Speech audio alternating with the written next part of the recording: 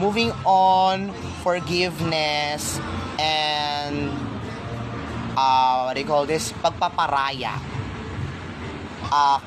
Kailangan ba may kasama yung acceptance or are they different to each other? Different.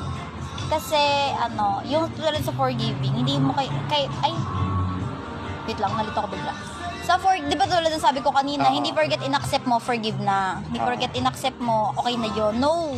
So, hindi pwedeng okay lang na hindi sila magkasama. You learn to accept, but you will never forgive, lalo na kung ganun kasakit. Pero di ba sabi nga nila, ang sakit kapag may grudge. How about when moving on? Moving on. Pag kailangan may acceptance ba? Yes, kailangan may acceptance yon kasi you can't move forward if you don't accept everything. Maghirap mag-move on kapag meron pang nasa likod ng isip mo. Mahirap mag-move